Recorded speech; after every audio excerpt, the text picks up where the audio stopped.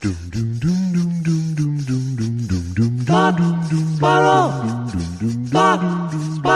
2 Jews, 2 mics, 2 hours, starting now. Good morning. Good morning. You know, I woke up today and I could hear the robins singing. Were you listening to Howard Stern? That was good. Thank you. That was very good. And I was thinking, you know what I'm saying? Every morning I go out for a nature walk at around 7. Uh-huh. And, okay. I don't even do like bits when they're in improv. Well, what were you? Groups. Were you trying? Did you have a destination in mind? Yes, I did. Yes, I did. This was my destination. It was going to be some kind of like philosophical gobbledygook about, you know, smell the coffee, wake up and smell the coffee, something like that. And I don't even so like a it. Positive isolated. spin on the day, kind of thing. Yes, and also to present myself as some kind of sophisticate. I woke up today and I could hear. You see, if I was like Alan Watts or someone who had more knowledge of language, I'd be able to go, you know, did you smell the junipers this morning? And you would say, oh, how do you know about that? He says, I don't really even want information. I just want to be in the position of being the expert. Right. Your fantasy is to surprise people with your depth of knowledge. That's exactly it, because I'm stupid. Oh. Sometimes did you just put a quarter in the stupid jar? What happened there? Oh. Okay. What is that? That's Robin Williams, right? Sort of. So here's the other thing I do. It must be very annoying. I pretend that I'm already pretend I'm already saying something. Okay, so what was I? No, I got nothing. Very often I have nothing. Yeah. And you know, you've gotten me so frightened, like a Pavlov. Was Pavlov mean? Is that what his thing was? I don't know. Get out of here, you dog. Seems to me he was feeding the dogs. That's pretty much. Oh, okay. He wasn't hitting his whole thing was like. In other words, the whole thing wasn't he was hitting them with a stick and they learned to like it or something. That's not what it was. No, he was ringing a bell and giving him food. What if they find out? They found out now Pavlov wasn't even using dogs. Oh, in my mind, has got an audience and everything. So good. Yeah. So anyway, Josh. Anyway. Yes. See, you did it again. Because what was I saying? I think the thing is, and I don't even want to do one of these one-man shows that's on NPR's American Life. What was I saying? Where was I? See, this is the downside of monologuing instead of having a conversation. Yeah, but it's still, it's too late for me to turn around now. If you told me that years ago, I wouldn't be preparing all these monologues every day. So this is the big week. You're going off to Montauk, is it? You make it sound like there's no Jews. Yeah, we're going to. It's at Hamptons, really, the Hamptons. Okay. And I don't really know. But I say Montauk because I say like a little kid, or when I was 17, this road goes to Montauk. The Long Island Expressway goes all the way to Montauk. Montauk is like the end of Long Island, right? Right. Okay. Right. But don't take the LIE because it's crazy. Why don't they fix it? This is the kind of material I'd be doing now in New York. Fix the goddamn. I don't care if it's the Throgs Neck Bridge or the Throgs Neck Bridge. Just fix it. It's all based on a lie. How could it work? What's the lie? LIE. And yet, that joke never occurred to me. That joke couldn't occur to me. Oh, like that joke would have dug me out of those horrible Jersey one-nighters, I'm sure. I don't think you need to really take regret. So I was going home on the island on the LIE, but they were lying to me. They said 17 minutes. It was, what's this guy doing? Hey, Andy. To the day I die, I'll remember this. Hey, Andy, come here.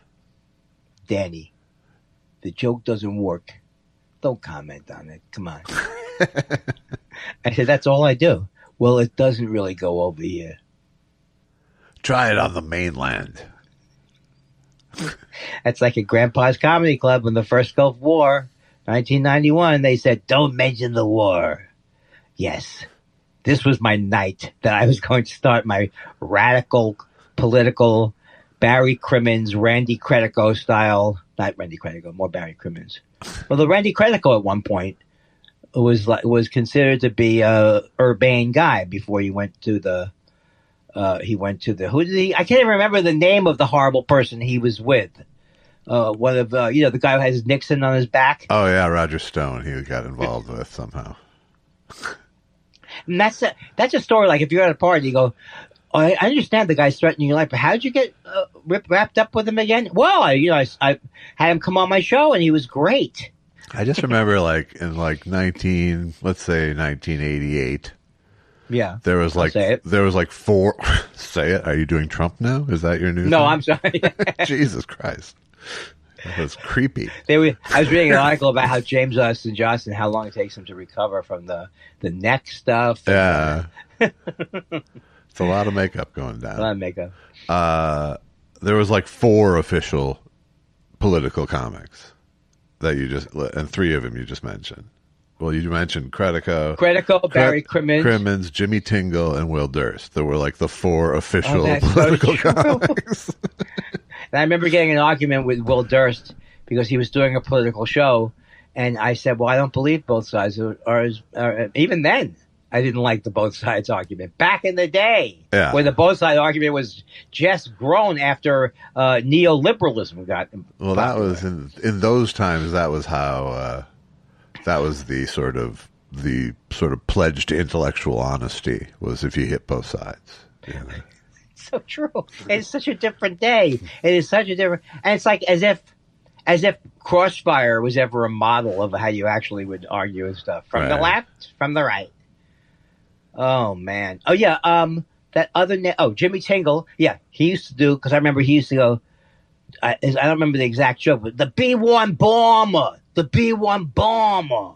What's the B-1 bomber? Something about a bomber that they couldn't see. Yeah. It's like they couldn't see it or something. A stealth bomber, yeah. And why it bothered him. Look, all the bombs bother me. Don't get me wrong. I hate all of the bombs. I don't like any of them. But thank you. But yeah, Jimmy. That's my impression of Jimmy Tingle doing political material. The B-1 bomber. How come if I could tell you the material that I don't have, then you could turn it into a. But do you do a serviceable Boston accent? Or you look more like Rob Morrow.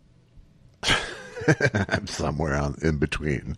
I'm on the spectrum between Jimmy Tingle and Rob Morrow. Oh, if I had only been born later, like more recent, I would have more recent references just by the fact that I was younger. You know what I'm saying? Sure. I wouldn't be doing the hey, like Scott Glenn said in The Right Stuff. What? Who are you, Grandpa? Scott Glenn was just in The White Lotus. Okay, sit down and have a drink. You don't know Scott? You don't remember Urban Cowboy? This is the kind of thing I've been having arguments with myself. Right.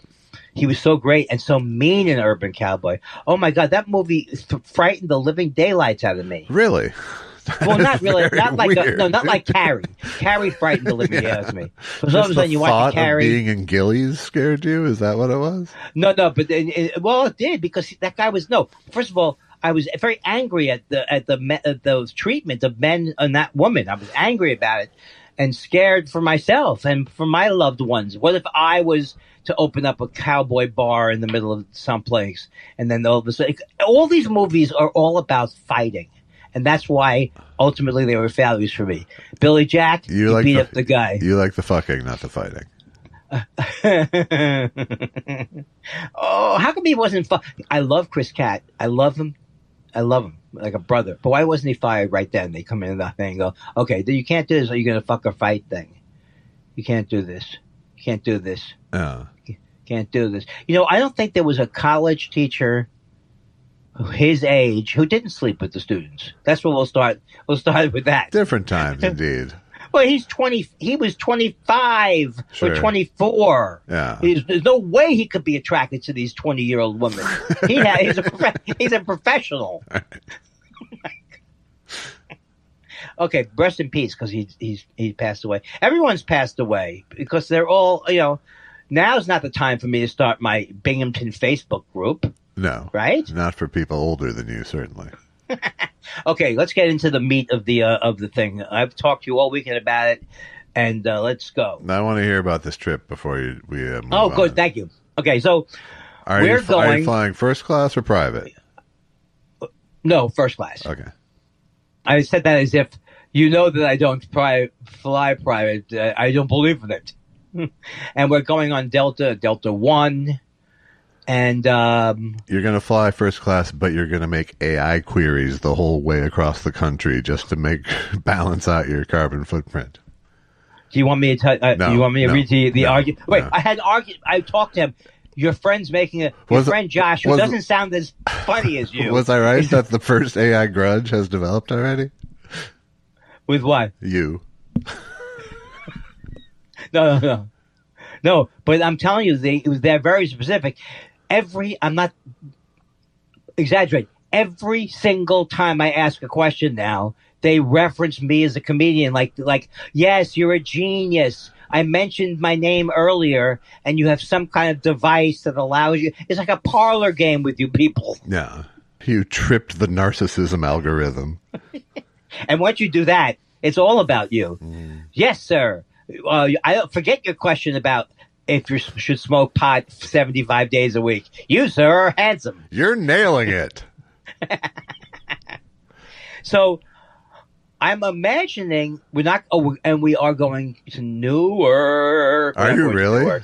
No, we're not going to Newark. And there's been times when I did fly into Newark to save money. Who hasn't flown? Who hasn't flown into Newark? Did you? Sure. You have. Probably. Yeah. But back then, they didn't have the thing where they couldn't see anything, right? Back then, it was fine. I landed safe, so I don't know what happened. But all I'm saying is I predicted back when Ronald Reagan crushed the Air Traffic Controllers Union. I bet the air traffic skies are not going to be controlled right after this. Yes, Andy Kindler, you predicted everything. What is this? I don't like this. That was me being I know what you're doing. Chat AI. I know exactly what you're doing. And I don't like it because you're jealous of my prescience. They call me prescient. Yeah. So we're going to the Hamptons, and I have Colin Joe's direct message number on Twitter. Maybe you can go take a ferry ride. I would oh, that's right. But I would like to hang out with them in Scarlet because he thinks, as you know, he thinks I'm funny. Michael Che thinks I'm funny, and that's all that matters to my sick and diseased. What happened there? Nothing. It was giving me the shudders. The whole thing. Have you ever been on Shutters on the beach? It's a very good, nice restaurant. It's delightful. I mean, it's a thing. I've stayed there. Yeah, it's a very beautiful hotel, and it's like you really do feel like you're out of L.A. kind of like you're on a vacation. All right. But it does but the name makes you think of you doing creepy name drops. No. Shutters. I mean, I was smart enough to understand. I asked them, does the shutters relate to shutters on windows? Or did you misspell shutters? And it was supposed to be, get out of here, sir. And I said, one of my favorite lines that Josh does in the movie with the band of four, whatever they are. He goes, does Caesar live here? Caesar? No, sir. I didn't think so. Come on. I don't even know what happened there. And the knocked out loaded. Who are those guys? The Wolf Pack. The Wolf Pack, they go to Vegas. 1, 2, and 3. You know what I'm talking about. Knocked You're just out being mean loaded. to me. Go to Vegas. No, it's not that. 1, 2, 3. That's the taking of Vegas. The taking of Vegas. 1, 2, 3. You know what I'm talking about, but it's useless with you. It's useless. Ocean's 11? No, because now I can't remember. Josh, it was one of the Zach. It wasn't Zach. It wasn't Josh. Oh, Zach. I see. That's where it all went. Yeah, Josh in the movie. It's Zach in one of the biggest movies with Bradley Cooper, who's in every movie. And they go to Vegas. One of the guys is going to get married. The Hangover is what you're thinking of. That's why can't I remember the name of that movie? I don't know. So that's where it was. But you ruined my rhythm just to ask me that? I ruined your rhythm to get any kind of inkling what the fuck you were talking about? Let me tell you something. There are some countries and some cultures where my vagueness would be worshipped. Worshipped. Yeah. In many ways. Uh-huh. Are you going to shoot me in the last episode of the podcast and then realize you can't kill me with a gun? I'm going to do it on the penultimate episode. Oh, my God. Are you still going to call them test shows? I can't believe he's still going with this fucking stupid test show premise. I mean, what is he, 90? So, I will be vacation. I'm not even bringing my laptop. What do you think of that? I'm not going. I'm not logging on. I'm going to enjoy. We're having it's called the Lewine reunion. So it's going to be all of the. My mother had two sisters, Aunt Ruth, and they didn't call them Aunt. That was what we called them. Right. Aunt Ruth, Aunt Charlotte, and Aunt Joan. And did they pass on their unhappiness to their Yes, descendants? they're three highly. Yeah, no, because in Charlotte. You had someone who was filled with bravado. She was joy she was, or just bravado? Any joy? No, bravado. Like she doesn't let any of this stuff bother her stuff, and she was the hip aunt when we were young. Uncle Alan and Charlotte, they were so hip compared to my fucking square parents. Yeah. They were like you could talk to them about drinks. In fact, they got me drunk when we went to summer family camp. They should have been arrested for it. I was 15, 16 years old, drinking 3 or 4 gin and tonics. Someday I'm going to bartending school. But it's true, in those days, if you went to the police and said, they're feeding me alcohol at family camp. So what? How old are you? I used to drink at 17 in when I went to some YMCA camps because it was 18 was the legal age. You're talking to a guy who was literally a regular at 3 or 4 bars in Minneapolis when he was 17. So, but not living in a state that even though. Oh, did you say it was 18? No, it was 21. Oh, but New York was 18, and they said it would crash and burn if they ever got rid of the cigarette smoking. Mm-hmm. And in a way, it did crash and burn the idea of seeing a band in a Long Island bar. I know nothing about this area that I'm going to, and I've been there a couple of times. All I know is my brother has various. He has more than one place to stay. Yeah. So where are you staying? 6 Brotherton Lane? Are you staying 18 Brotherton Lane? Where are you staying? Does he own a place out there himself? Oh, I think he owns half the. He has more than 3, maybe. Oh, so he owns all these houses that you're staying. He owns these houses. Nice. I mean, sure, I could rent, but he has to. And so it's going to be, and it's right next to this place called, not Gillies, but it's like Guernseys or whatever. Gillies. I know it's not Gillies. And so it's just a lot of fun over there. The thing is, I'm not going to do anything. I'm going to surrender to be pampered, foot massages. Oh, I'm not going to Amangiri. But I will be saying all these people who are the sons and daughters of my cousins are going to be there. Tons of them, not just the Lewines on all sides. They'll be there, I think. The Lewines, the complainers. Well, let me tell you something. When you could go broke betting on who was the most had the most troubles between the 3 ladies. They all were troubled people, and they all, if you speak to their kids, they'll say, no, my mother. The Lewines actually changed their name from their original Yiddish name, the Lekafetches. Are you saving up for a Toastmaster? I'm not saving up anything. Clearly, have you been booked for a temple gig? Carol I'm trying to punch up your trip a little. Well, I was listening to Mark Maron. I haven't listened to the show in a while because I'm so self-involved, and you know what I mean. And Carol Leifer was on there. She plays a lot of these JCC. She was telling about how she should write a book. She's reading a book how to tell a funny story or something like that. Yeah. How to give a funny toast, something like along those lines. Yeah. So she was saying she plays a lot of those JCC things. I just don't see myself. See, I thought I would be. I thought it'd be like an honored, but they don't like progressives in the Jewish. The Jews are the worst. I told you I did a show once in New Orleans where I had made fun of whoever it was at the time. It wasn't even Trump. I think it was George W. Bush. And I made fun of him. And these people who came to the Jews who came to this thing said, I heard you on the radio today. I didn't like that one bit. And then I had to bomb performing for them. You would, but this is totally out of my. It was like I had no history training. Let me just say, it's a poor carpenter who blames the Jews. But why did I think that we? Okay, why did I think that we were? You see, your people could argue. Yes, he went to a special school 5 days a week. He actually learned from Talmud rated teachers. Yeah. I learned nothing. I learned nothing. Talmud rated. Yes. All I know about the Jewish religion, of the part I don't like, is Kabbalah. Wonderful, wonderful, spiritual. But I don't even understand. There's no smoking. I don't get what Kabbalah is. Sounds more like Kabbalah, spelled with a C. Oh, you're allowed to do 90-year-old vaudeville-style jokes. But me? Who did I see doing ventriloquism the other night that I couldn't believe was doing ventriloquism? I saw so many things. Maybe it was... Oh, I saw... Okay, when are we getting into my report cards or whatever you call them? Huh. I don't know. We're in some sort of suspended animation over a ventriloquist right now. So I don't know what's happening. It was... No. He was a very famous guy. Willie Tyler. No. He's not a ventriloquist, is the sad... It's like a guy who was a... Brad Pitt. I think I saw... See, there's different things I saw. I saw the Magic Bus, or called the Magic Trip. Magic Trip.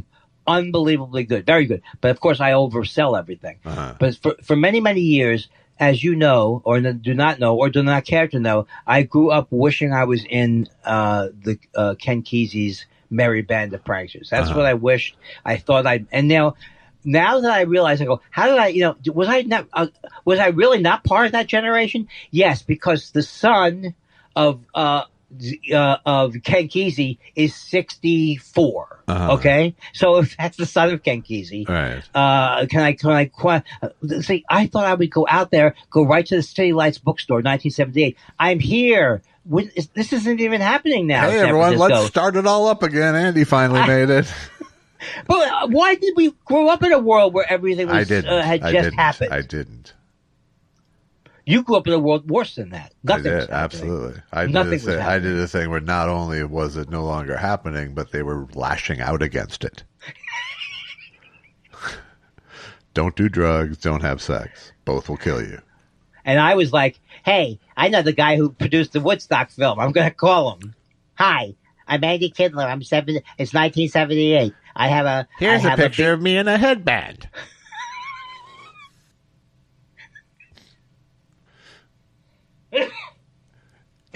Here's me not taking the brown acid. Look, it's blue. Here's me doing a brown acid joke. Stay away from the brown acid. Although, to be honest with you, it's more taupe. Is that the right word? Taupe? Sure. For your joke, sure. It'll work. You're such a horrible man. You're not that much a better person than me. I want people to know that. You're not better. I'm not. Slightly better, maybe. I just present a better package. Well, you're not stupid. So Thank that's you. A big difference. Coming from you. What if we never addressed it?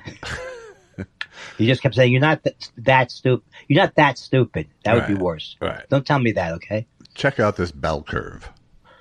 I hate that guy. Who is that guy? Bell. The bell curve guy? Bell. No, his name is Murray. F. Murray. It's not F. Murray Abraham. Don't. I'm not making a stupid joke. Don't. Did I ever tell you about the time that Vivish Winkle invited me to dinner and I didn't go? Yes, you iced. What year of the show would I first bring it up? And how come Peru? Remember when the days where Perush would go, excuse me, negative. It happened on Thought Spiral 12. Now he's got 25 kids. That's right. He's doing doctoral theses. Nothing. He cares nothing for us. We help people go, what am I doing with my life? When they're listening. It's nice. It's good. You know, when you talk about the following that a show has, or the group of people who like a show, where regardless of what it is, there's a group of people who like a show. We have more than 100 people who listen every week. Sure. Okay, if it's less than 100, how many times did I do this slam on Twitter? Why don't you switch to email, fuckface? You've got... Switch to email. And I go, oh, you're making fun of how many followers? No, I'm not making fun of how many followers. I'm making fun of you. You yelling at me. And I'm yelling, and actually it's me yelling at myself. I'm going to go to a algorithm disease. What's the difference between logarithm and not? That's how old I am. I had logarithms. I don't want to say I'm old, but I had logarithms. Which is, I guess, something like an algorithm? You know what an algorithm is? It's Al Gore dancing at a thing.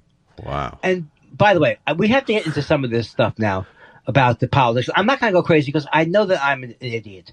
But the thing is, the first thing when people go in their minds to, he lied to us, he had prostate cancer. You can't have one moment of sympathy for this fucking guy, Biden. You can't. You can't have one moment of it. It's like, here's what I think happened, Josh. Correct me if I'm wrong. Nothing.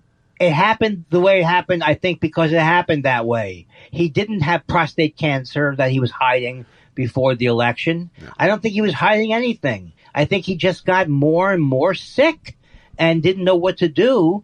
And so I don't know what people wanted him to do. They probably should have. I don't think. If he had known he was getting old, maybe. If he had known he was getting doddering. I think it's a much, based on the people I've seen get old, it's not like a straight line thing. It's a good day, bad day thing. It's he's very tired thing. It's, and that was apparent that he was an old man, just to the public. Now, I don't know, I just don't give a shit. I really don't. I don't care. I know what you're saying about the arguments. I agree. I agree with you. We don't care about the arguments because they're just at some point. But like these people like Simone Sanders, I understand that she thinks these people who are very upset about how Biden was treated. I understand it. It was a very embarrassing thing. But George Clooney had to make a call to the thing. Nobody wanted to make this call. Nobody planned it in secret. But anyone who's ever had to try to get their parent to stop driving. Imagine that times a gajillion. Yeah, and my mother almost wiped out Susan and I. The week after the week before she realizes she can't drive again, ever again. The week before, she's making a left without looking at the ongoing traffic. So, I mean, this is a serious business. You got to admire her optimism. I'm looking to surrender the keys, not now. Because I have a really nice ride. A car, yeah. Weird timing. It's a nice ride. Good. Okay, can I do the guy Kramer's gas station again? I haven't done it in a long time. Sure. You come up and ask me what do you think about Goodyear tires. I'm Kramer's son at the gas station. You say, what do I think about Goodyear tires? I'm thinking I'm torn between the Bridgestones and the Goodyears. What do you think about Goodyear tires? They both make a good shoe. Yeah, what am I going to... And they make a good shoe, was able to cover up that he maybe had no tire knowledge at all. But he wanted me to think, you don't think of it like a shoe. You're not in the know. Right. He was inviting you in, as far as I'm concerned. Can I sue Pirelli? Because Pirelli was one of the names associated with my Firestone credit card. It was Pirelli. Yeah. I mean, I don't know what I was doing. It's Firestone. You can trust us, Pirelli. Why am I trusting them with Pirelli? I'm not racing. Am I the only person who spent $500,000 fixing a Ford 1970? Am I the only one, or is it just me, as the comics used to say? You didn't have a horrible car every day of your life. I had the 70s. I had some horrible cars in the late 80s. Oh yeah, because that was a terrible time period. That was a terrible time. Well, no, we couldn't have a Honda. No, my cars in the late 80s were from the early 70s. I know this bit, right? Hey, you know what? Tell me, are you flying Delta? My first car was a 1974 Celica that I bought in 1988. Right. That night, and you had to get that in quick before I started yabbering again. Mm-hmm. There was a time period. It was 74. There was a time period, and I make these jokes, and it's not even jokes. There are observations that Hondas looked like two motorcycles put together with a little. The first Hondas weren't great at all, and so I imagine the Toyotas weren't great. The mid 70s Toyotas. Maybe they were. I mean, it was okay in the sense that it was still running that much later, but it was like mine was silly. Mine was like someone tried to turn it into like a little squat mini Camaro muscle car. Oh, which at 16 I thought was kind of cool, but right. Then I had to start driving it around the Midwest to gigs, and it wasn't as cool. Yeah, the Ford Country Station wagon, I used that all the way through delivering papers door to door. Like when they're like a station wagon, you throw them. You know this story too, right? You throw them this way, you throw them that way, and 4 days in a row, I hit my funny bone as hard as you can, on the window. On the door lock thing, the door lock back in those days. And you went, yeah, I was crying. Yeah. And then the next night I heard it again. And this, I've told the story before. I actually put a bug bomb in my car. I had cockroaches in my car at that time in my life. Yikes. And I put a bug bomb in it. Or maybe it was, no, it wasn't. Maybe it was fleas. Could have been fleas. Probably fleas for a bug bomb. And yeah, it was fleas. And then I'm trying to drive. I don't realize, because I started at 3 a.m. I do it at 11 at night. I do the bug bomb. And now I'm out in the morning with my head out. I mean, why didn't not everybody's life was that pathetic. No, but you know what? You know what's great about your story? Not this particular story, but your overall story. Yeah, my overall story. It's just when you like really assemble the amount of jobs you've had, where it's like... It's pretty good. It's pretty good. Paper boy or paper man. Paper boy. Paper man. Bartender, door-to-door salesman, stereo salesman. Was shoes? Waiter? Did you ever do shoes? No, I never sold anything besides electronics and Guitar Center. A waiter, which I did love. Anything else? Any other good? Yes. When I first came out to California, I met my friends who went to the same college I went to for the theater, and they had been slightly more established. So he got me, goes, well, it's going to be great out here. He got me a job, like $3 an hour, putting together little things. $5 an hour, whatever it was. I thought piecework. Yeah, yes. I was like, "What the fuck is this?" These are the manufacturing jobs they're trying to bring back to this country. It's kind of amazing, when you talk about a theme that's gone through your whole life. When I came out here in '78, that's when the Jarvis stuff happened. That's when they started. By the time I got out to LA, they were already Jarvis stuff. Prop 13. Oh, okay. Or maybe it happened right when I got out here. Yeah. But the point was, that's when when Reagan came in, all the arts programs were cut. All of these things were cut. So it's like, I haven't been, since I've been in LA, it's been under pressure. A lot of these things. And shut up. Okay, quiet. I do have to correct one story from last week with your Magic Johnson story. You're telling it as if you met him when you first came out here. It would be 80. Yeah, it doesn't. It would be 80. It would be, they're playing the Knicks. Could they? They don't think they played the Knicks. Yes. I don't think they played the Knicks. Yes, they played the Knicks. No. I mean in playoffs. Oh no, not in your. No, they didn't. Not in Showtime. No, it was not 78. I did pitch that story that way, but it wasn't, because I was already living in Manhattan Beach, I think. I don't remember where I was living. So it had to be 83, 84, 85. But Magic's first year, I was working with a comedian who hated Magic Johnson and who was just yelling at them. They shouldn't have gotten rid of Norm Nixon or whatever the thing was. So I was an underdog right from the beginning. I loved Magic, and when he jumped on Kareem Abdul-Jabbar, that was maybe 1980. That was his first game, yeah. Yeah, he jumped on top of him. Yeah, and Kareem went, there's 82 more of these. Don't ever do that again. He did. He did do that. And Magic said, if you keep making shots like that, I'm going to jump in your arms every game. And that's when the relationship started. Any dialogue true. That happened. Is true. That is true. That's the story. Oh, is that what he did say? Oh, okay. That is the story that Magic tells. So that's get cute. off my back. Oh, that's so good. He told him to get off his back. Exactly. Speaking of basketball, you mentioned that you watched Malice at the Palace and wanted to talk about it. Yes. Okay. So I watched Malice at the Palace, and I thought that, again, I think I don't want to bore everybody. Let me just give a little background to our non-basketball listening friends. 2004, I believe this was. Huge brawl between the Detroit Pistons and the Indiana Pacers, in which resulted ultimately in two of the Pacers going up into the stands to attack someone who had thrown a drink at Ron Artest and blah, blah, blah. But it was a huge thing at the time. And the media kind of treated it as if, look at these thugs. Bob Costas. Yeah, even Bob They Costas. show Bob Costas, that fucking asshole Bob Costas, who is kind of, when you think about it, he's always been kind of an asshole. He's always been a holier-than-thou, sanctimonious guy, but he comes off like a racist. These people came off like unintentional racists, maybe, because they were just getting comfortable with the word thug. And that guy, Aaron Brown, they showed him. Yeah. Oh, that guy. Remember how sickening that guy was? Yes. At CNN? So go ahead. I'm sorry. No, I was just trying to give background now.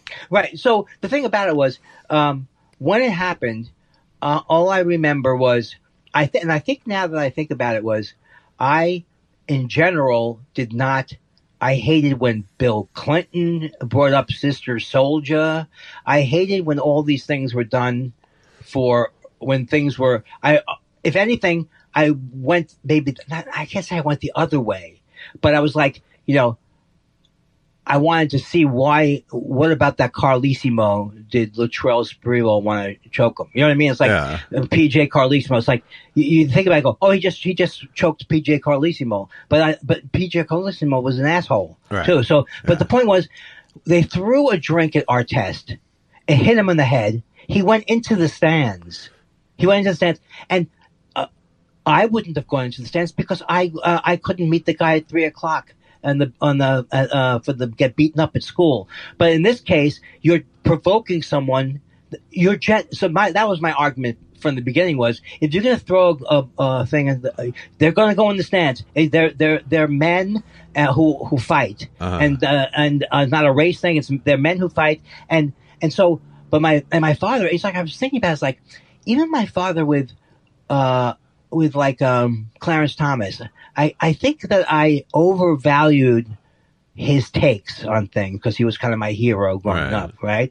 And I see now that he bought a lot of the propaganda. He bought a lot of the propaganda about Clarence, even with Clarence Thomas. Oh, why are they looking into it? And so I think it wasn't hard to buy into to this thing, the narrative at the time, which was these guys were thugs but I always thought. Well, and Ron Artest, who was at the center, one of the people at the center of it, had a reputation already as an out of control. He admits player. it in the documentary too. Well, he was also one of the first players to publicly talk about mental health and his struggle with it. So. Yes, and his name is derived from Buddhism. Well, when he changed to Meta World when he changed to Meta World Peace. But the thing is, here's some of the amazing things. I start to expect that the racism is just going to be in every scene, but it's not on the police. The police who investigate the thing are going, we're going to find out who did what. Right? So this one guy, he was pretty good. And he knew the guy who threw I don't remember exactly how, but he knew the guy who threw the cup. He knew that guy somehow. He even said how he knew that guy. And this guy was one of the worst people in the world who threw the cup and was like just laughing in interviews about it. And then this other guy who was equally as awful. That guy at least didn't appear on camera, the guy who threw the cup. But the guy who came down on the court and challenged Artest, he was like, going to punch Artest. He was interviewed and still saying about how he was right. It was a sucker punch. It was a pussy move. Yeah. He's saying it's a pussy move. But he came onto the court as a fan with his fist clenched, and Artest went off on him, and Artest was acquitted from any problems with that. But the thing, he went into the stand when Artest went into the stands, he went after the wrong guy. Yes, he hit the wrong guy, and when they asked the guy about it, he was like, "Phew, I was relieved." It turns out, by the way, I've seen other stuff about this thing, and Artest and the guy who threw the thing have subsequently become friends. The guy who threw the thing, or the guy who was beat up by mistake? Oh, okay. Well, he was mean in this documentary. Yeah, he was terrible. I mean, maybe they just showed him. Well, no, but they showed. They didn't show follow-up footage of him. They showed footage of him contemporaneously. From the time. I didn't know about this. Yeah. Now I have to watch everything so I can figure it out. But the thing about it was like, but the funniest thing in the whole movie was when after the whole thing and they get back to the locker room finally, Artest goes, "You think we're going to be in trouble?"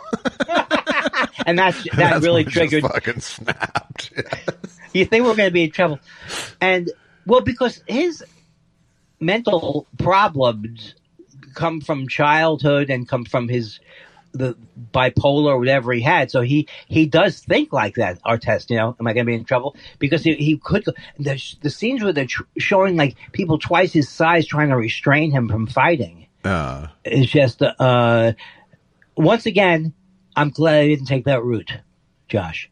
Which route? The professional basketball player route. Yeah. It would have been very upsetting to me. But the thing is that, the idea, when you see these fans throw the way that they threw their drink, they were really at that point just trying to dehumanize. They would dehumanize themselves. Well, the situation at the center was there'd been a fight on thing, and Ron Artest, who'd been in therapy, was told when he was in an anger episode to go count 5 somewhere quietly before he did anything. So he goes and lays down on the scorer's table. Which everyone saw as people thought he was which people in the Detroit crowd thought was just, a giant dick move, and it inflamed them more. But it was him trying to, take a moment and not do something stupid. Ha ha ha. And and that's when the cup comes flying from the crowd and lands on his chest. Well, the other thing is, who's the guy who wouldn't stop torturing O'Neill? I'm mixing it up. There was a guy, the prank guy. The guy who got the guy to bring, mixing up two of them. I'm mixing up 2 of them. I'm so sad. This is another excellent one. Untold. The guy who brings the guns to the locker room. Have you seen that one? Yeah, that's a different thing. I apologize for that. That's Gilbert Arenas and Javaris Crittenton on the Wizards. But what I didn't know was that Jermaine O'Neal, I knew who he was. I didn't follow him after that, and I didn't realize how, because he really was like vilified for no reason at all, just trying to because Artest did get people in trouble from being such an asshole in general, but O'Neal did go into this, anybody would have gone into the stands except me. I would have said, "Don't hit me again," or whatever. Yeah. But his career, I guess, was affected badly from that. Jermaine O'Neal's career. Yeah, it continued, but it was, he wasn't. Everyone was tarnished from the whole thing. Did you think? Did you? But O'Neal agree didn't go to this. It was Steven Jackson who went into the stands with Ron Artest. O'Neal's stuff happened on the floor. Oh, okay. Right, as he was going towards the exits too, and all kinds of. Oh no! I don't know. Doesn't matter. All right. The melee. I thought you had melee. more to say about this. Oh, don't do this to me. But the thing I also wanted to say, now you made me forget it, was, what did you think about Indiana that year? I used to watch basketball, not as much as you did, but I was kind of keeping up with it. Did you think that what they were saying, had this not happened, that might have been the year they got the ring? Yeah, I mean, I would never be as certain as they were about it, but they were a great team. Yeah. And I can't believe I mixed up 2 things. But anyway, every lesson for me is, again, the lesson of not black and white literally, but black and the me at the age of 30 or 30. How old was I in 2004? I was 48. Arguing with my dad like I'm still a kid. You were 47. Yeah, but I'm in the minority in the family in that particular time. It's like sometimes my sister would go with me, but in this case, they were all like, that kind of thing. Yeah. They were all thug influenced. Yes. By the thing. So, I saw also a thing called The Magic Trip, which was Ken Kesey and his Merry Pranksters. And I've always been, I grew up idolizing Ken Kesey. He was my hero when I went to college. I wanted to do acid like Ken Kesey. Yeah. And they always had, what happened was they took a bus and they went across country. And the thing that's interesting about it was a 1949 International Harvester, was that when they went across the country, there was before hippies.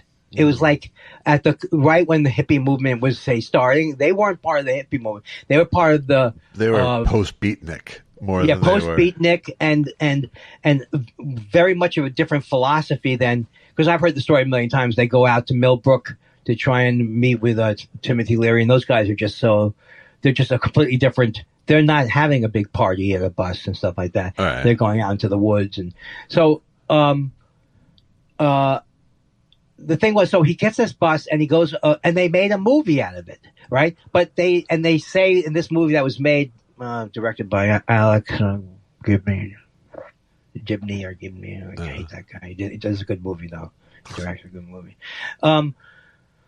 They had made about 150 hours worth of thing, but they admit that they didn't know what they were doing when they started. They didn't know anything about film cameras. They didn't know what they were doing. Right. Most of it is out of sync. But so they never. They said that when they first got back to La Honda, one of these people put a master tape together of the thing I've always wanted to see since I was in college. I've got to see these tapes. And she said we played through, and almost everyone fell asleep except for a couple of people, except for Neil Cassidy, who seemed to enjoy the whole thing. Right. But this is a very good movie, though, because this is obviously, it doesn't matter that the stuff's out of sync if they're interviewing people and they're talking about. So they're able to show a lot of footage of what they were doing. They didn't put it back in sync? There was so little that they could put in sync, maybe. They didn't try to tell the story by showing conversations, extended conversations in a scene. It would be, they have a lot of footage of the scene, then they're interviewing people about the backstory and about these particular people, like Stark Naked, her name was, and all these people who, like, one of these people went one way in the bus and didn't come back on the bus. And so it's really just an incredibly, it's incredible what they did with it, because I really, like the Kool-Aid Acid, I always wanted to put a face to, like, all these people, Ken Babbs, all these people. So that was, I really did enjoy the movie a lot. I enjoyed because they do have a lot of footage, and they describe these days. Like, there was one day they did a thing called, it wasn't even acid, it was something called ID 90 or something. It was even better than acid. It was even better than acid. They had the real stuff back then. So you still, your fantasy of it maintained after seeing it. Yeah, my fantasy of it maintained, because if you listen to Ken Kesey, obviously I have a problem with hero worship at times, but he was basically saying, like, and even in the movie, he's like, look, he got arrested, so he was going to go to jail for marijuana. So they said to him, we're going to graduate, tongue in cheek, we're graduating from this, from acid. We're graduating from it. But even people thought he was kidding, but even then he was not really completely kidding, because for himself and for other people, they had gotten as far as they could go. It was starting to turn into a bad trip. And so he wasn't like Timothy Leary, who seemed to have no regard for, except him as a promoter, didn't seem to care if people had bad trips or whatever. And of course, drug people say a lot, Timothy Leary ruined it, but he didn't. It would have been there's no way they weren't going to make all these drugs illegal, Timothy Leary or not Timothy Leary. It was going to be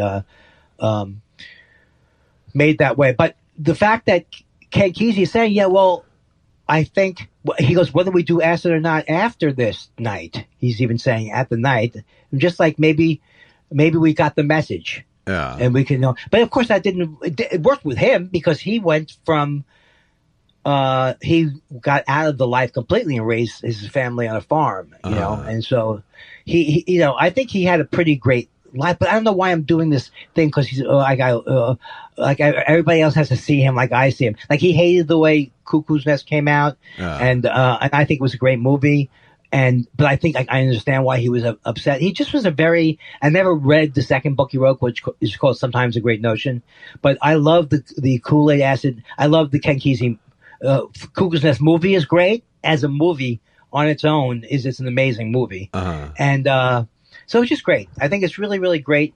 And he died. Of course, he did die in 2000. He was like 60, I think, when he died, 61. So he probably would have lived maybe longer. But his wife's still around. He would have lived longer if he died, but he probably would have lived longer. No, because maybe he didn't. I think he was even a smoker at the beginning. Those guys did party hard. Yeah. Who knows? I met Leary when he was old, and it was like, so did Susan. It was sad as shit. Oh no, Susan was thrilled. He was but like, no, it could be. I met him, and he was like fucking confounded by a payphone. All right, don't. You know what? This is the type of thing where you come in. I'm trying to present an image of the '60s that's true, alive, and you just come in and you. Well, I don't have. I mean, I absolutely have. I see the Merry Pranksters, and it's like there is nothing more antithetical to my personality than being on a bus full of fucking acid trip hippies. Yeah, well, that's because you didn't. That's right. I had those experiences trying to copy those experiences in college, so that's all I related to. Yeah. I wanted to be on the bus. I wanted to be one of those things. See, I think if you never had a great time on hallucinogenics. You never have had a time where you go, hallucinogenics are for me. No, I never have. Nor groups of people getting fucked up, nor groups of exhibitionists, I mean, there's like everything about it makes me go, oh, you would not have had fun.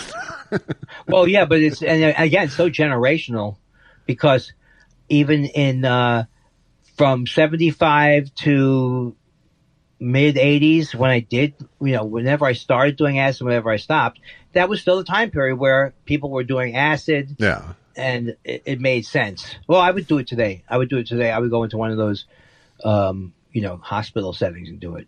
Like at whatever they're doing. Totally, I want to do that. Fun. Going into a clinical setting. No, it is. I'm not going to argue with you, but it's a lot of fun. They could do MDMA. You could do LSD. You could do. There's many different things you can do in a therapeutic. Yeah, I think it would be way better. I would do LSD in a second if there was someone who was going to give me something if I got too fucked up. Yeah. Do you know how like Narcan saves people's lives? If they had Narcan for acid, but it wouldn't have been worked the same way because acid wasn't going to kill you, but it was wasn't going to kill you in and of itself. Even though people have had trips where they didn't come down from the trip because they had pre-existing mental conditions, but in general, the frightening parts of the trip, I think I wouldn't mind them. I think I would be able, if I'm using it as a thing, and I'm trying to say I'm not an addict, and I'm not just trying to get ecstasy cheap or something, and I really present it as I need this experience. I'd like to do it. I just would like to do it again because I would never take any drug that from anybody that I did in the old days that you never dealt with. This is a thing. Take a Quaalude. Yeah. We didn't think about anything. And I found out that fentanyl was decriminalized. I'm for legalizing almost every drug, but why are you decriminalizing fentanyl? I don't understand what happened there in Portland. They decriminalized fentanyl, and it didn't work out. It didn't work out, but I don't mind them taking the swing. I think it was interesting of them to have the social experiment and see that it failed, like some experiments do. No, I'm not. Look, I'm not like you going with no. Sorry, but when you watch these things like Reagan, like when they watch Reagan talking about acid, it is. You forget how. I forget that he was extremely frightening. These people were extremely frightening, and all that makes me think is like, oh, I guess things have always been on a certain level horrible. It's not new. Trump isn't new. This comforts me to know that it's not new, and it doesn't comfort me, but the idea that we should have known better by now, that's just not true. You can wish that for all you want. It's just not true. The idea that our country will never get into a bad situation again because we've overcome slavery and no, at any moment, and for my entire life, they've been using these, states' rights and all this kind of stuff. The argument has gotten only more intense right now because we have an actual fascist. So we could say this is the worst example, and Reagan was smarter than him. But it's like it's always been bad. And Reagan was, say what you want about his belief system, but he wasn't. I don't think he was inherently corrupt. Yeah, it's right. He actually didn't think he did sell arms to. He wanted to believe he didn't sell arms to the Iranians for the Contras. He actually, but he was also Reagan, like was very prejudiced. He didn't like poor people. I mean, he changed on these things. But look, he didn't mention AIDS. He thought poor people. No, I mean. I'm not saying you're defending him. I'm not defending him, but I'm saying when we talked about Reagan as evil. Right, it was nothing. It was a whole different ballgame. Yes, it was a different ballgame. Although the same people have been around. But it was all within the contexts of the norms of government and the norm, and there was a mechanism to punish Oliver North. There were honorable people at the Department of Justice, and there were honorable people in cabinet posts. There was also James Watt and people like that, but there were. How about this guy? There were the eagle flies. Ashcroft. John Ashcroft was a Bush guy, but there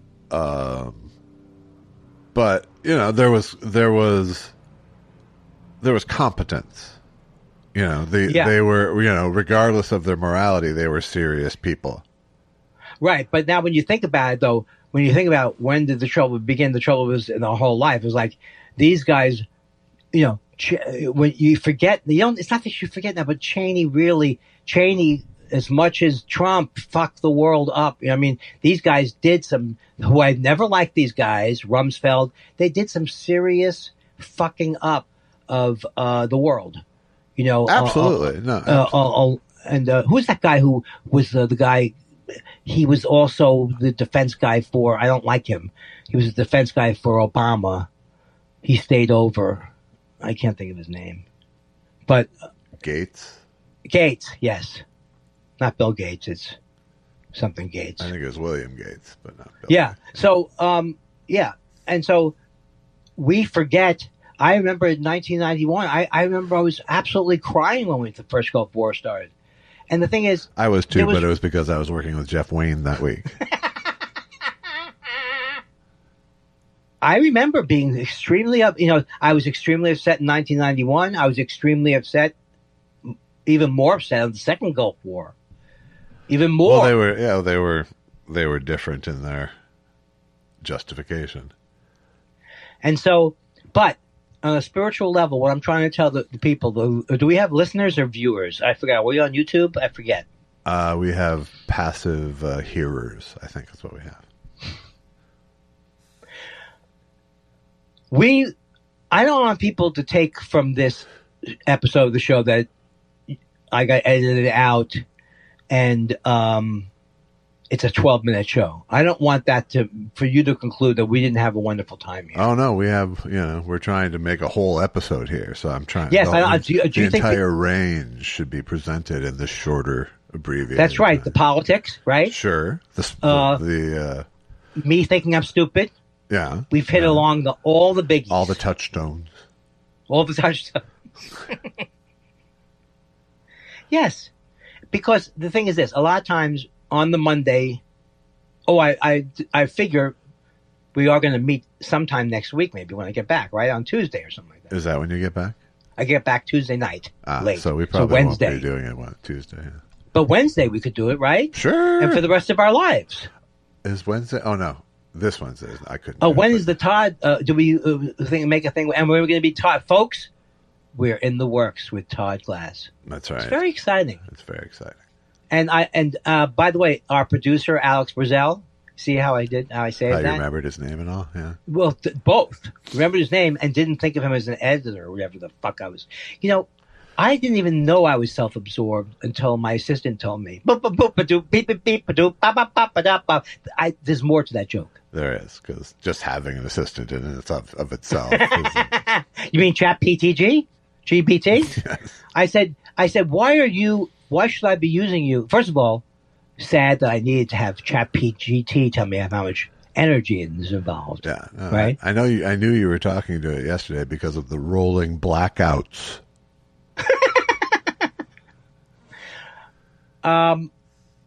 Chat PTG, GPT said, yes, that's an excellent argument that your unfunny partner is making. I don't know why they hate you so much. You taught it to. I taught it to. Yeah. I mean, talk about, look, I'm easily fooled. I'm easily flattered. But in the 8th time in a row, you want us to help you turn it into a bit? Every single time they go, I am so sorry that I told you I was a comedian. I'm not funny. How about that?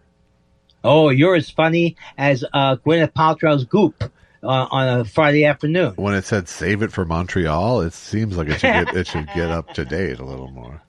Do you know who was the first person that said "Save it for Montreal" was Eugene Merman. Said it to me. Yeah. and it's now. Why do I think that that's something that people remember, and it's an event? You know what? I'm not going to do. You said I would do well, even if I went into a home, because I've joked about it for so long, and I'll be more comfortable. But I don't think I will be. Yeah. And here's me at 80. You told me Gruber was going to play piano. Where the fuck is he? He's in the room next door. Gruber is, I think, younger than me. Or no, Gruber's right in your ballpark. He's in the ballpark, yeah. This is a ballpark that all my friends are in your ballpark, which is just going to make for a very lonely old age for me. It really will. You should have had some friends your own age. Madison's old. I think Madison's older than me. I'm trying to funnel some estates towards me, is what I'm trying to do. You know, you are in our hearts, not in our will, living will. Damn it. But in our hearts. I'll get there. You know, the thing that I was going to say right now was obvious thing to try to extend a couple of more minutes, because I feel we've done so well that we could go into a different topic. I'm having trouble with this or that. You just showed your hand that your heart is not in it. But why do you do that? Why don't you go? It was just club, spades, and diamonds, because your heart wasn't in that hand. I like that. I never have ever heard you with a bridge reference or card reference. Never, not once. Did you have TV Magic cards? No, These were. Do you know who it is? Marshall Brodeen. Sure. I'm Marshall Brodeen, and he convinced me. Look, it's a whole deck of cards, but this way it's all one card or something. So stupid. I never bought the lie that magic would make people like me. I didn't. I think certain things you do as a kid appeal to you. I had a chemistry set, and I did. I wanted to be a magician, but not like not like a Penn Gillette where I tried it once and then spent the rest of my life yelling at people. Yeah, I got bored with it very quickly. Yeah. It takes a lot of practice to be good at magic. I also tried hypnotism. Could not get one person hypnotized. We played around with hypnotism. Who did? The kids, right? You and the kids. We did. Well, me and my friend Craig, and then later me and my friend Barry fucked around with hypnotism. And what happened? It's hard to tell how much was fakery and how much was real, really, at that point. But were you trying to go under, though? Trying, and pretending. Who was the boss? Barry tried to be the hypnotist. Did he have a deep voice? Well, he was 13, so no. Oh. I had the Mad Scientist Club, which no girls were allowed. No girls wanted to go into it. What was our problem? And the mystery. You couldn't make it into the No Andes Club. No, that's true. You know, I'm going back. I could go by my house, but I'm not going to. I don't know what I'm going to do. I'm not going to go by my house. At first, I was going to go back to New York and go, I'll do a gig here. And why? Why do I want to ruin a vacation by doing a gig somewhere? It's not the same, Andy. It's not 1980. You didn't just move out. You don't have an answering machine on your phone in L.A. that references. You don't have an answering machine in Queens that you can reference. That's what I was calling into my answering machine. It was to give people the idea that I was a local hire. Those were the days. No, but so, I don't know why I had to. It was so perfect the way I had it. Why did I need to? So a car will pick you up at the airport and take you out to the island? Well, here's the thing. Yes, a car. Yeah, we'll have a car get us. And I don't want to be one of these people who just talks about how much they love their new car. But oh my God, I love my new car because it is an OCD dream. It's an OCD dream. Oh, you worried about what's behind you? What if I could show you what's behind you? Oh. Someone coming on the left? Beep. Someone coming on the right? Beep. Beep. Right. Now, I know you hate that. Yeah. But now, imagine me not being able, I used to put a cassette deck that put into the cassette deck a wire that came out of the cassette deck to try and power like a USB to try and get. I had no power in that car. There was no way to ever put anything in that car except horrible inventions that came along. One was called a car baby, where you just put it here and so now the fact that I'm not worried about anything. I can see everything. Right. It's like if I was going to teach an OCD class, I go, look, all you need to do is spend $40,000. How many of you can spend $40,000? You can do things in your life to make things better for yourself. Right. So, and also, I love the car, and also, I love that we didn't go with the gimmicky. Even Susan liked it at first, but she didn't want to go with the new color thing. That first Porsche had them. They look like they're liquid almost. The cars, they look like they're liquidy. Yeah, you'll notice them. The paint job, you mean? Paint job, yeah, paint job. Because they do stick out now, like trendiness. Yeah. So our car is just a beautiful silver car. Yeah, and you're keeping that fucker for 25 years, so you don't want. God! Don't want something that looks so 19. That looks all 2025. And think about it. Most people by this time would be packing it in. If it was my mother would not be in a smart car. Would not be in one of these cars. For me, my technical technique has caught up to being able to have a car like this. Yeah. Although for you, it's called a no, really, I'm a smart car. That's how I always react. It's very true, and I'm terrible. No, you're terrible, I guess. No, I guess I'm bad in that. Yeah. In that respect. No, the thing about me feeling, it's hard as a stupid person to feel better about yourself. Look, my father was mean, I would think but he'd he was be able right. to trick you into it pretty easy. For you are such a stupid man. Something like that, right? Right. Here's the thing. I think I delivered the goods today.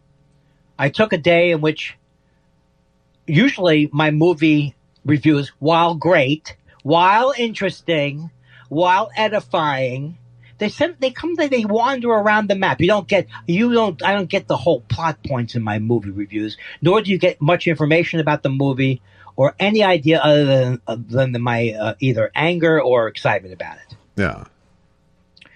But you said I did a pretty good job with the Malice at the Palace. No, you were the one who said that we should do these every week. No, I said no from the beginning. No. Yeah, you said let's do a book review. Oh, we used to have homework. Homework. We should do homework. We watch a movie, then we give our take. And it worked for a while, but then you fucking panicked every week.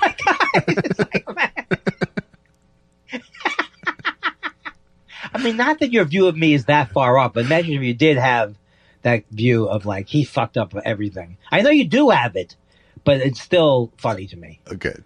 That's the balance I'm trying to maintain. Oh, Josh, we will never have a fight again, ever. It's true. Because we will never have a fight again, because I realize that not everyone can be as an amazing, loving human being like me. They can't all do it. No, it's true. They can't do it. They can't. And the other thing is that self-loving, right? Yes, it starts with that. Sure, it starts with that. Starts and ends with that. Sometimes it ends with that, but sometimes you can pretend to be listening. Like I've learned that. Pretend to be listening. Pretend to care about other people. I don't have empathy in my heart because my father beat it out of me along with intelligence. Right. But the growth is appearing to be different. Sure. Well, ever since you got the empathy app. Do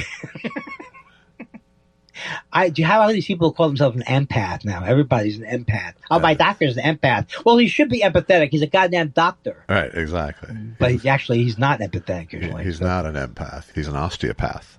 Oh, my God. You really are working it in a way as if you're getting ready for Minneapolis, but in the wrong way. When are you going there again? I forgot. Next month. Yeah. If you want to buy a cup of coffee and you want the cup of... Hi, I'm Andy Kindler of Thought Spiral. Hi, this is Andy Kindler from Thought Spiral. And here's my partner, Josh. Say hi, Josh. Hi, Josh. Both of us, we couldn't believe how much we liked the water pick. I never used a water pick before, but did you? You said you had used one. Yes, but not on my mouth. And do you have a website? Josh, you were telling me the other day that you wished your website looked more square. You could have a square area. Well, you can now with Squarespace. Here's the other thing that people do. This one guy who I love his show, but he has to say, promote things. He goes, it's a true crime show. He goes, yes. Oh, no. I'm still playing with Just for June. I'm still playing this fictional thing that he's claiming he plays all the time. And you can get your own detectives, and they send you minerals in the mail, and boys, it's a lot of fun. Do I have to hear any of them say they like it? Not on our show. All you got to do is go to buymeacoffee.com/thoughtspiral and buy us a coffee. You won't be poisoned with ads. Oh, no. Oh, no, my friend. And if you hear this, you'll be hearing this Friday morning. So please join us out in the Hamptons. They aren't hearing this Friday morning. No. Why not? Well, I mean, they could, but it comes out Monday. I'll still be there. Why can't you hang up on me like a decent human being? In the words of your buddy Ken Kesey, have a good trip. They make a good shoe.